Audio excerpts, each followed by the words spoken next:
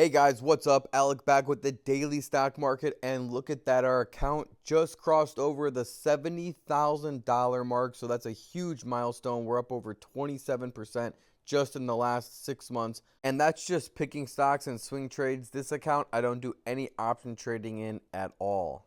In this video, we're going to be comparing one of the most popular stocks in the stock market, Nvidia, up 91% year to date and 200% in the last year, to AMD, who's up 14% year to date and 57% in the past year.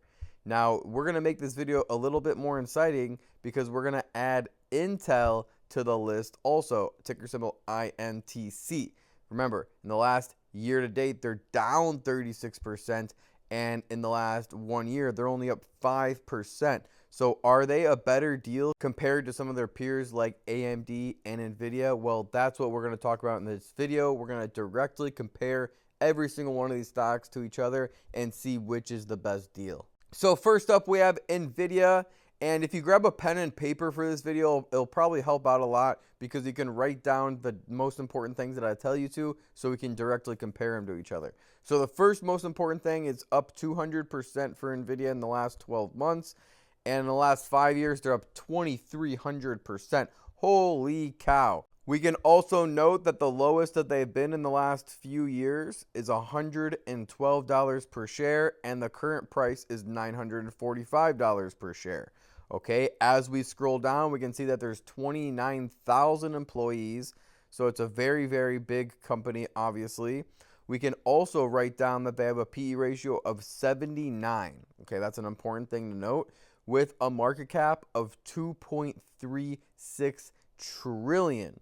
Also write that down because it's also very important. Going over to their earnings, we can see consistently profitable earnings from 45 cents per share all the way to $6 EPS per share. So we see some crazy growth on EPS, and that's mainly because the stock price is growing at a crazy rate also. They've also been beating consistently on earnings. And keep in mind, Nvidia is actually reporting earnings today after the bell. So that's just a little exciting thing. By the time that you watch this video, Nvidia will already have reported earnings for the day. Now, before we dive deeper into Nvidia, let's write down some quick important keynotes about AMD on that sheet of paper. We can see in the last year, they're up 58%. In the last 5 years, they're up 513%. The lowest that they have been in the last couple of years was $58 per share, and they're currently sitting at $165 per share. Okay, as we scroll down, we can see that the PE ratio is 240, which is a lot higher than Nvidia, implying that it is, just by looking at the PE ratio, that Nvidia is a better deal. However, we're going to look at a lot of other different factors to consider that more carefully. As we look at the market cap, we can see 267.63 billion on the market cap. So make sure you write down market cap and PE ratio. So we could tell just by looking at the market cap that Nvidia is nearly 10 times larger of a company than AMD, which is a significant amount considering that Nvidia has a market cap of 2.3 trillion and AMD has a market cap of 266 billion.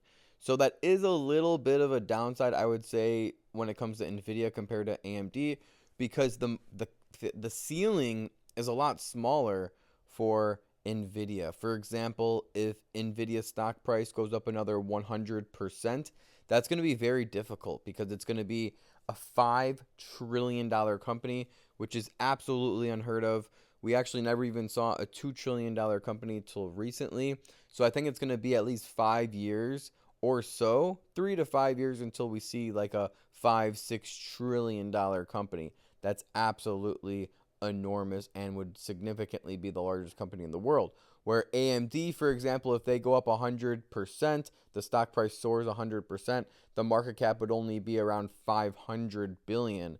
And the share price of AMD, for example, would have to soar around 1,000% to even see the same market cap or value of Nvidia compared to AMD. However, you have to dive a little bit deeper to see if AMD could even be a comparable company to Nvidia, which we're going to be doing next, right after we dive a little bit into INTC, Intel. real quick on the EPS, it's closer to 60 cents per share, 70 cents per share on AMD. So now we have Intel pulled up. We can see that in the last year, they're up around 4.9%. Their high for the year was around $50 per share, which would be a great gain if we could see it even get back to just $50 per share, which is extremely likely, by the way. And in the last 5 years, we can see that it's down 28% with a 5-year high of around $65, $68 per share. We see a low of $25 per share. So buying closer to that $25 mark and trading it up to $50 mark would be the goal. That would be 100% gain, by the way. But let's look more into it to see if that's even possible. So as we scroll down, we can see that it has a PE ratio of 33, implying that it's the best deal out of all these stocks that we talked about. And it's actually a little bit closer to the S&P 500 because the S&P 500 is closer to around 28 to 32 on the PE ratio. So it's right in the ballpark of where it should be when it comes to PE ratio. The market cap is even smaller than AMD with only a $133 billion market cap. So if Intel 10x, for example, or 1,000% gain, we would be looking at a $1.3 trillion company, which is not out of this world to happen. Remember, Nvidia is a $2.3 trillion company. Okay, so this is when things start getting exciting when we're diving into the companies, and I'm going to teach you how to read an income statement and balance sheet. If you already know how, then this will be even a little bit easier, but let me break it down super simple for you. So right now, we're looking at net income. You can see it's highlighted.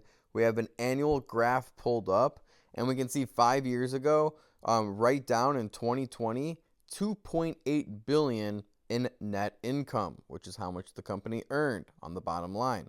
Now, fast forward 5 years, we can see that the total net income was $29.76 billion, which is around a 10x gain on their net income. You can see why the stock has gained such an amazing amount. 1,000% gain on their net income, and most of that came between 2023 and 2024 with the huge AI boom. So that's an amazing thing to see. It's extremely rare and remarkable to pull up an income statement, go to net income, and see a company 10xing their net income in the last 5 years. This is why everyone cares about Nvidia. This is why everyone is excited about Nvidia, because if they're able to continue to grow their net income year over year consistently how they've been doing, then this stock is going to keep growing. There's going to be no top. However, I don't think that they're going to be able to keep growing at this pace. I think double digits, yes, we can see double digit growth, which is like 10%, 12% gain from 2024 to 2025. But we saw a 580% gain from 2023 to 2024, which personally I don't think that could be replicated. So keep that in mind. Going over to total revenue, we can actually see on the graph that in 2020 the total revenue was $10.9 billion, and then in 2024 we can see that it grew to $60 billion. Holy cow, which is around a 500% total growth from 2020 to 2024. We can see that again, the most growth came from 2023 to 2024 with 125% gain on their total revenue, with a $60 billion currently in total revenue. So write down $60 billion for 2024 and then write down $10 billion for 2020 and put total revenue by that. And then same thing for net income, $2.8 billion for 2020 and then $29 billion for 2024. Put net income by that. As we scroll down, we can see that they have a fantastic balance sheet. Going over to the most recent year, 2024, we can see that they have a 34% debt to asset ratios. Write that down. It's an important number to consider. We can see that the total assets are $65 billion and the total liabilities are $22 billion. So this is an extremely great balance sheet, and it's been great for the past 5 years. But it's only been getting better. 2024, it's at 34% debt to assets. So they get an A+ on their balance sheet. They get an A+++ on their net income. And they get an A+ on their total revenue. Okay, so now here's when things get even more interesting because I'll teach you how to compare a company directly to another one. So first up, we have net income pulled up, the same exact graph. And in 2020, we can actually see the net income was 2.4 billion. Okay, and that's actually the same as Nvidia. It was 2.8 billion on Nvidia. So they're basically should be valued the same market cap, but remember that was 2020. Fast forward to 2023, AMD really hasn't been keeping up or growing their net income at all, which is extremely concerning and the most important thing that the stock market looks at right now. So that's why Nvidia has been absolutely smoking them in stock market growth and market cap growth. So we can see that in 2023, 838 million is their current most recent report for their revenue. Now, if we look at quarterly just to see if 2024 is going to be a little bit better, it looks like it might, but we're just going to go off the yearly for now because that's what we looked at for Nvidia also. We can see that it's 838 million. So write that down.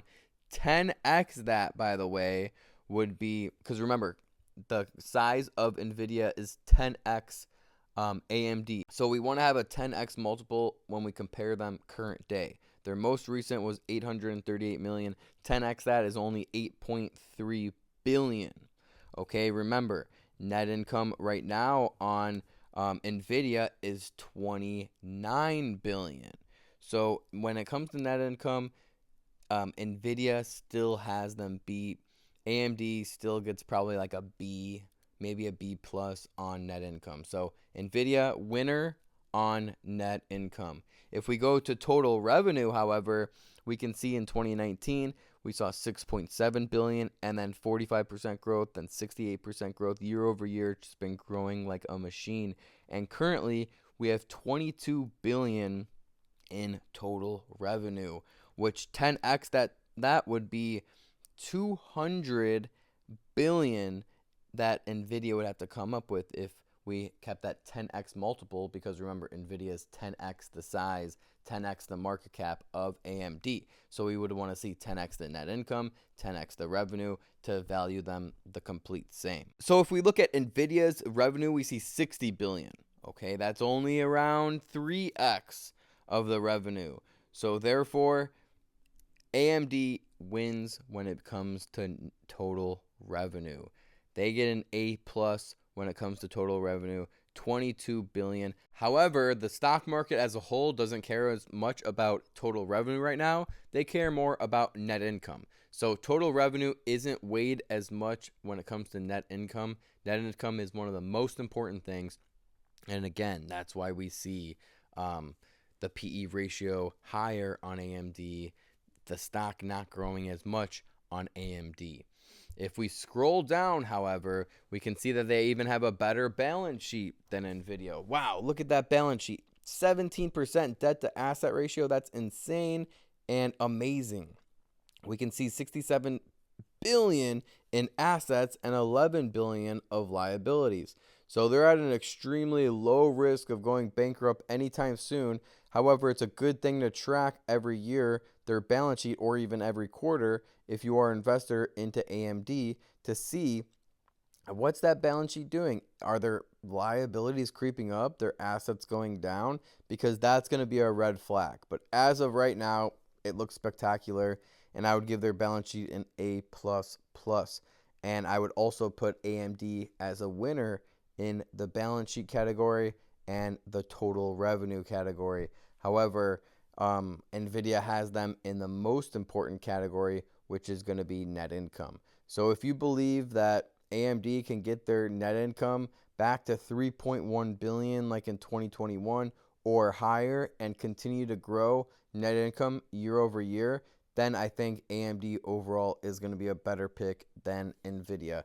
But hold on, because we have some more stuff to compare against Nvidia and AMD, and we still have to put Intel, INTC, in the mix also. And now it should make sense after everything we went to when we look at income statement of INTC, why the stock has not performed in the last 5 years and why they're down 28% in the last 5 years. If the stock market only cares about net income, and they were pulling 21 billion in net income, which is absolutely fantastic considering that right now Nvidia is pulling around 29 billion in net income. Intel, if they kept up that net income in 2019 and kept growing consistently in 2020, 2021, and so on and so forth, they could be valued 10x higher or 20x higher in my opinion. However, if you were writing down the net income of AMD, you'll realize that the net income is half the amount that Intel's doing. So why isn't AMD a lot lower? Why in the last 5 years they're up 511% and Intel's down if Intel's currently putting out more net income? It's because of the loss year over year. They're not as promising as they once were, because if you look at their net income, we can see that it's been going down 59% and then another 79%. Imagine if you were taking a salary and you're making 100K and then the next year you get a 60% pay cut. Now you're only making 40K a year. And then the next year after that you get an 80% pay cut. Okay, now you're only making like 15,000 a year. So Wall Street's looking at this and is extremely afraid because they're afraid of, investing into a dying company. If the net income's going down that much, there's something must be significantly wrong. And if we look at quarter over quarter, we can see it is getting a little bit better, but in Q1 2023, that they posted one quarter a $2.7 billion loss. However, in the next quarter, they bounced back with 1.4 billion. And then the next quarter lost 310 million, and then the next quarter they gained 2.6 billion. So they're not consistent at all. It's a huge red flag to invest into a company like this, because what if their net income goes to zero and they start losing company and then they go underwater? Okay, so the total revenue is not even worth it to look at this point. We can see everything we really need to see in the net income, and even though they're doing more net income than AMD, which is 1.6 billion for INTC and only 830 million for AMD, I would still give their income statement a D or like a D plus. Okay, just because of the huge drop off of the net income, it's extremely concerning for any investor, and that's why a lot of people are holding their tongue, or holding their pocketbooks or holding their wallets when it comes to investing into INTC. If you look into them and you have a belief that they could bounce back on their net income, they could start becoming more profitable of a company, then it would make sense to invest in this company, considering they have a 33 PE ratio, a market cap of 133 billion. Okay, this could even be a good swing trade, which we'll talk about in a second, especially if you can get in closer to $25 per share and then sell around $40 or even $50 per share, which would be a 100% swing trade. I think something like that can happen. However, the future of INTC is the most risky and the most unclear. And by the way, if we see Nvidia start doing something like this, where they just topped out on their net income and then it starts coming down like 50%, 59%, 79%, the same exact thing can happen with Nvidia. So that's one of the biggest risks going on with Nvidia right now. Is their net income capped currently, or can their net income keep going higher and higher? One last thing about INTC to pay attention to is I wouldn't be too concerned just yet, because their balance sheet has been extremely stable, which means they don't have any risk of going out of business anytime soon. They have $191 billion in assets, or equivalent to assets. However, they do have $81 billion in liabilities, which is around 42% debt to asset ratio, which I like to see it at under 50. So if you are an INTC investor, the balance sheet is one of the most important things to track, in my opinion. And if we see that creeping up to 50%, 60%, that could be a good indicator to get out, because things are going south for INTC.